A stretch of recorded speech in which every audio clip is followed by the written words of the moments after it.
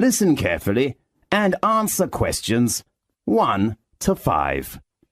Good morning, Wonderful Travel Agency. How can I help you? Good morning. I'd like to know about the information about your short trip.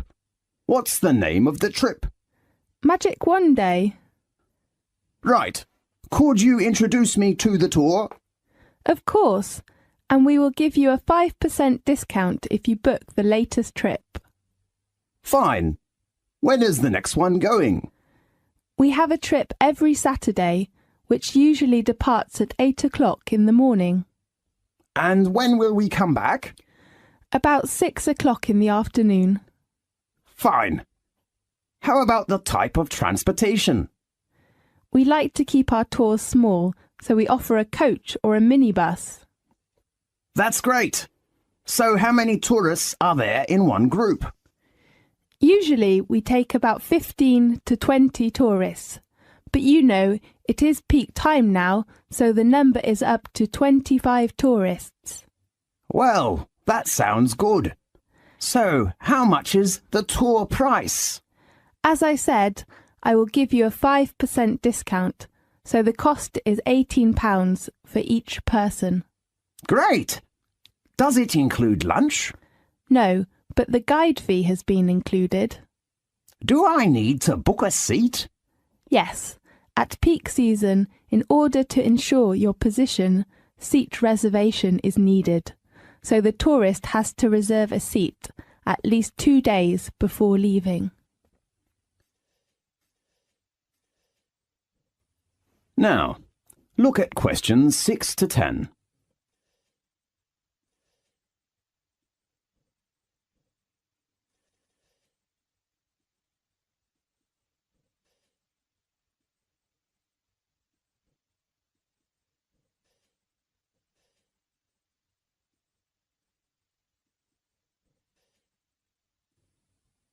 Now, listen to the tape and answer the questions 6 to 10.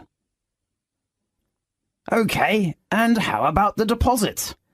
You don't need to pay any fees in advance. Fine. How about payment? Cash or credit card? Because we collect money just before departing, the only payment we accept is cash. Fine. I see. That's okay. And let me confirm you with your customer reference number. Fine. That is FC864. Right, I'll write it down. How about other things do you want to know? Yes. I'd like to know what attractions we will visit during the tour. Well, let me check the time schedule. We will start at 8 o'clock and will arrive at Edinburgh about 10 o'clock. The first resort we will visit is Old Castles, the most famous Scottish castles. It is the home of the Scottish crown jewels, the oldest royal regalia in Britain. Well, may I take photos? Of course. I heard that the City Hall is a good place. Will we go there? The next tour does not include that place. OK. And then we will go on to St. Giles's Cathedral, with 1,000 years of history. It is renowned for its stained glass, regal organ and beautiful thistle chapel. Great. Is it near to the zoo? Yes. After lunch you will visit Royal Palace. It is a good place to know about royal family's life, but it has a rule with no photo. Right. But you can pick some souvenirs in the local handicraft shops close to the palace. Great. And about 4 o'clock we will get to the Seabird Centre. Do you mean the aquarium? No, they are different places. OK. Does it have an animal performance? Sure, you can appreciate the play of dolphin and sea lion. It sounds good. About 6 o'clock we will return. If you need other information, please read our tour booklet.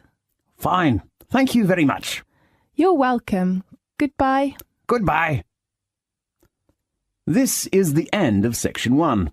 You now have half a minute to check your answers.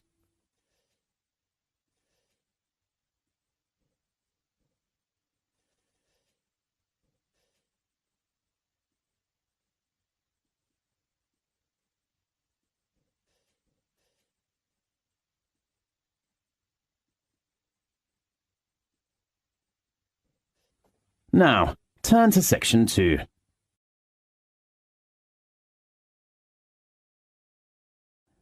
Section 2. You will hear a conversation between a doctor and a student. First, you have some time to look at questions 11 to 15.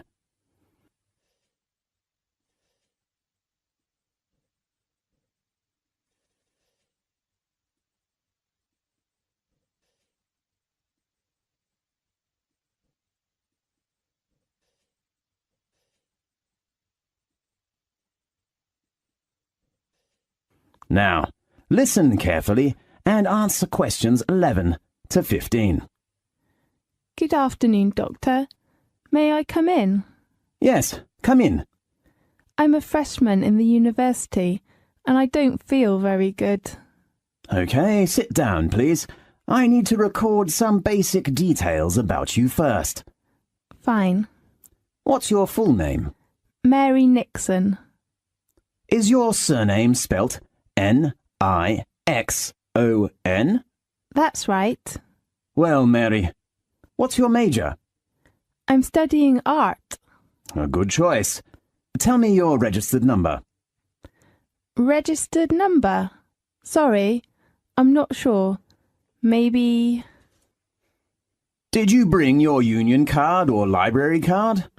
Yes, I brought it. Okay, well, tell me the number on your card.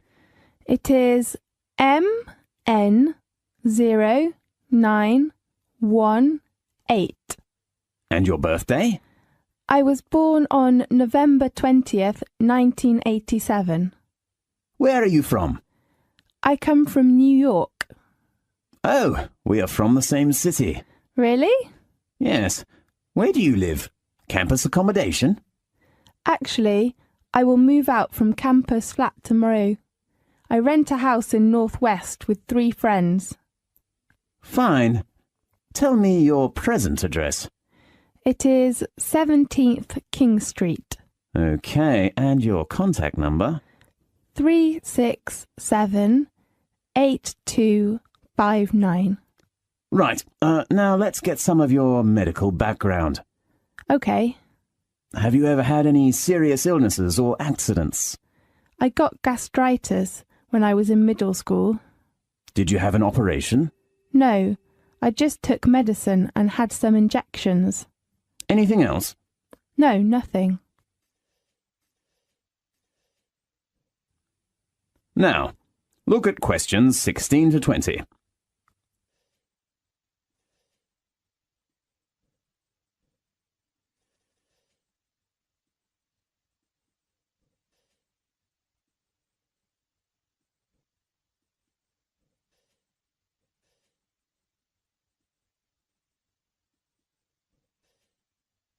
Now listen to the tape and answer the questions 16 to 20. So, Mary, what's your trouble? Well, recently I've been having some trouble with my head and eyes and nose. Oh, no. I think I've got a terrible flu. Maybe or maybe not. Describe your problem specifically. Okay. Since last week I've been sneezing, and sometimes I can't stop, and even later I begin to feel dizzy. Do you get a fever? No. Did you attend any unusual activities during the last week? Let me think. No, nothing special. Yeah, I had camping last Monday. To where? Eastern Mountain. You know there are lots of beautiful flowers. We took many photos there. So your illness has lasted for 1 week? Yes, but sometimes I'm fine. I don't know why. Do you have any allergies? I remember I got allergic to mango when I was a child, but now I'm fine. How about flowers? I mean, pollen. You mean I'm allergic to pollen? Yes. What should I do? I suggest you take some medicine first and drink more water. Okay. And then, if your symptoms are getting worse, I suggest you go to a hospital to check. Okay. Thank you very much. I hope you will recover soon. Thanks. Goodbye. Goodbye. This is the end of section 2. You now have half a minute to check your answers.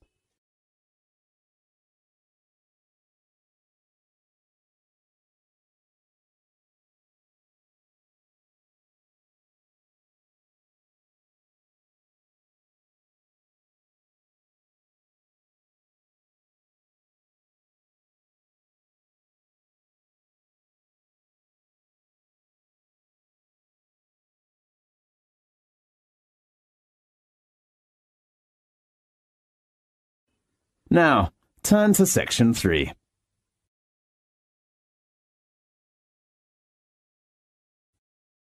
Section 3. You will hear a conversation between a new student and a lecturer. First, you have some time to look at questions 21 to 25.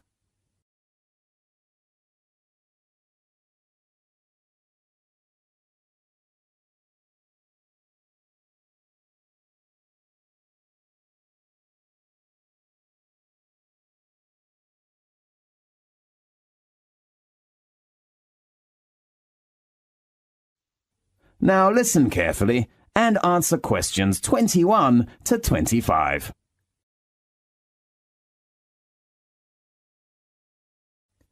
Good morning. May I come in? Yes, come in, please.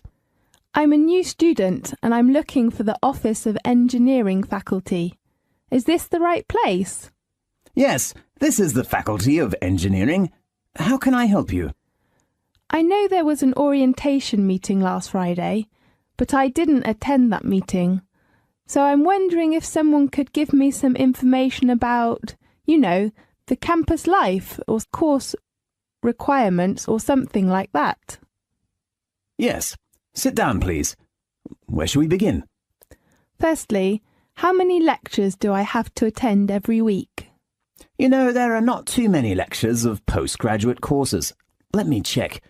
Oh, you have lectures on Monday, Wednesday, and Friday afternoon, from 2 p.m. to 4 p.m. How often do I have to attend seminars in a week? Well, there is only one group seminar on Thursday morning at 9 o'clock. You mean a group? Yes. How many people are there in one group? About 3 to 5. Fine.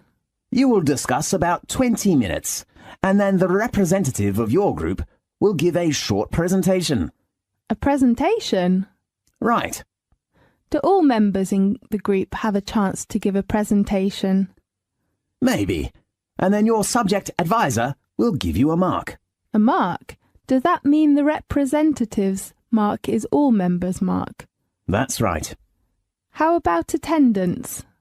The postgraduate attendance is only 70%, but a few students will be absent in our faculty.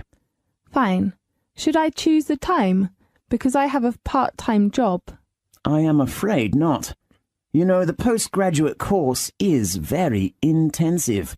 We do not suggest that our students do any other jobs. Yes, I see. I will spend time on my course. Oh, how many modular courses are there in the coming academic year? You have 3 modular courses from September to June next year. Okay. Now, look at questions 26 to 30.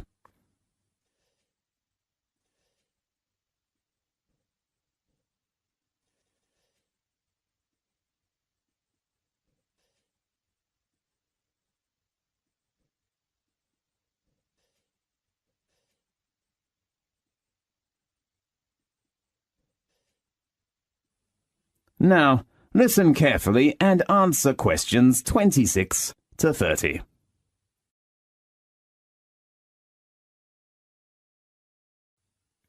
Anything else I can help you with? I'd like to know some information about the course assessment. Well, beside presentation, you will have an exam at the end of the term. An exam? What type of exam? It's an open book exam. Fine. But your main assessment is the assignment. You mean homework? Yes, you will have to write an assignment with 6,000 to 7,000 words every month. 6,000 to 7,000? Yes. Oh, how about the topic? Your tutor will give you some advice on the topic based on some course handouts or reference books, but you have to narrow the topic by yourself. So can I choose the topic of essay by myself? Yes, of course. Great. You must pay attention to your essay deadline. All assignment work must be handed in before the deadline your tutor gives you. When should I visit my tutor? You should check your tutor's name and contact number on our website. Fine. Do you have a library card? No, I have not applied for one. I think you should register for a library card first, because you need it when you borrow reference books from the library. OK, I will apply for one tomorrow morning. Anything else? The last thing is, how can I get my username and password for our university's website? First, you should go to the computer centre to register, and then they will give you a username and password. That's fine. Thanks for your introduction. You are welcome. See you later. See you. This is the end of section 3. You now have half a minute to check your answers.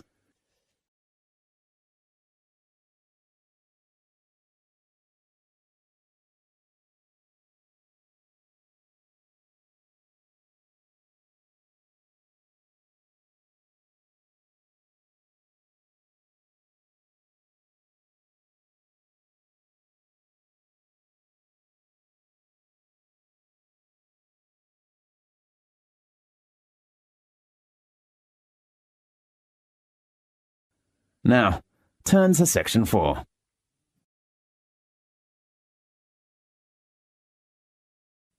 Section 4. You will hear a lecture about an animal living in South America. First, you have some time to look at questions 31 to 40.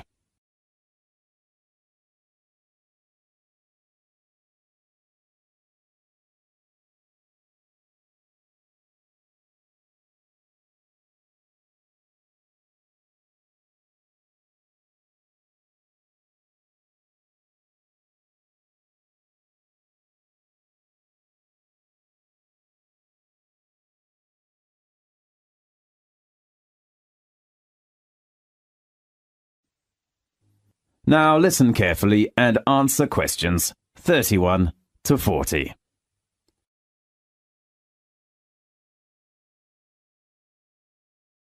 Welcome to Magic Animal Time.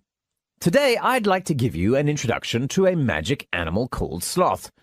Native to Central and South American rainforests, the sloth is the slowest animal on Earth. It needs 12 seconds to finish one step, even slower than a tortoise.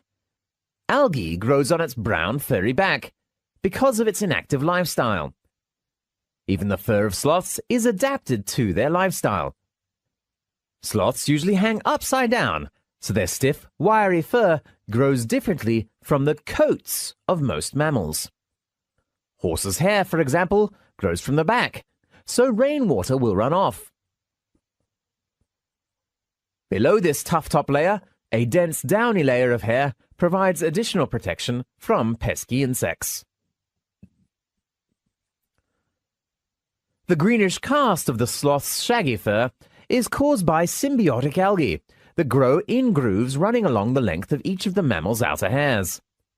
The sloth hosts the algae, and the algae return the favor by providing nutrition that the sloth either ingests by licking its fur or absorbs through the skin.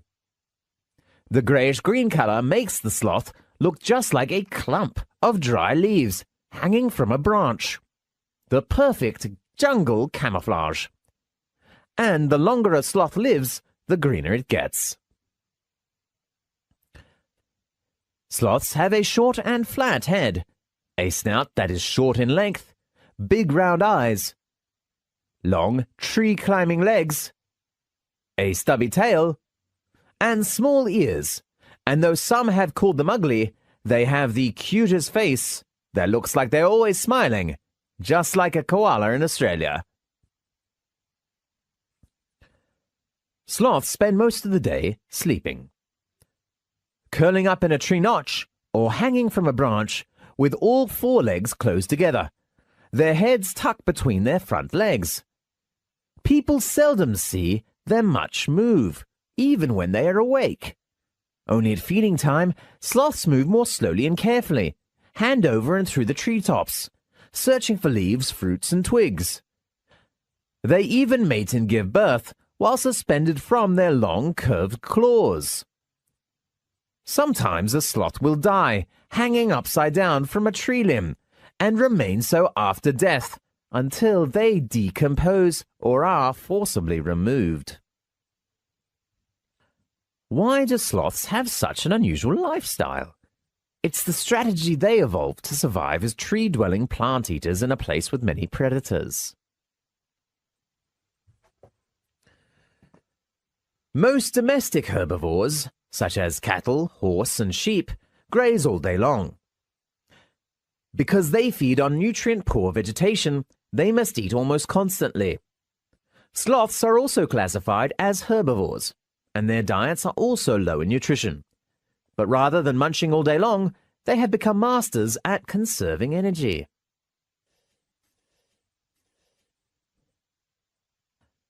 As any athlete knows, maintaining muscle requires large quantities of food energy, far more than a sloth's vegetarian diet can provide. Sloths are relatively inactive and usually spend most of their day hanging upside down, so they can get by with half as much muscle mass as similar-sized mammals. Hence, they don't need to eat too much. In addition, because of heavy muscle, sloths weigh far less than other mammals. This makes it possible for them to climb on thin branches high in the tropical forest canopy, where they can more easily find food and avoid heftier predators. Keeping a high body temperature also takes energy. Sloths fulfill this need by maintaining a lower average body temperature than other mammals. Dogs, cats, horses, sheep, and cows all have average body temperatures between about 100 and 103 Fahrenheit, but a sloth's average body temperature is about 93 degrees Fahrenheit. Equally important, a sloth's body temperature fluctuates with the surrounding temperature. Like snakes and frogs, which are cold-blooded creatures, a sloth's body temperature is highest on warm, sunny days, and lowest at night and on rainy days. Sometimes, a sloth takes a sunbath in the morning, warmed up. Then, during the hottest times of day, it hides in the shade so it won't overheat. During a 24-hour period, a sloth's body temperature may vary as much as 10 degrees Fahrenheit. If the body temperature of a person, a cat, or a dog varies just 5 degrees Fahrenheit, it can be life-threatening. Because sloths have difficulty moving over land, they spend most of their time in the trees. They can get just about everything they need high above the forest floor, even water, which comes from eating juicy leaves and licking up drops of morning dew. Short bursts of feeding, followed by long periods of inactivity, make sloths less vulnerable to large raptors, such as harpy eagles, and other carnivores, such as ocelots. As long as sloths remain perfectly quiet and still, they're nearly impossible to detect. At feeding time, a sloth reaches out, grabs an overhead branch with its flexible feet, and tugs until the food is within reach of its long tongue. After pulling the vegetation into its mouth, the sloth clips the leaves with its hard, tough lips and slowly grinds them with a large, peg-like teeth. A sloth digests its food just as it does everything else, very slowly. People usually digest their food in about a day, but sloths can take about a month to finish the process. As soon as a sloth swallows a mouthful of pulverized plants, the bacteria in its stomach and intestines begin breaking down the food. It takes many hours for the bacteria to digest the tough plant material that makes up a sloth's diet. Only then can the sloth absorb the nutrients it needs to live and grow. So, do you have a new understanding about the slow but not lazy animal? Next week, we will talk about... This is the end of section 4. You now have half a minute to check your answers.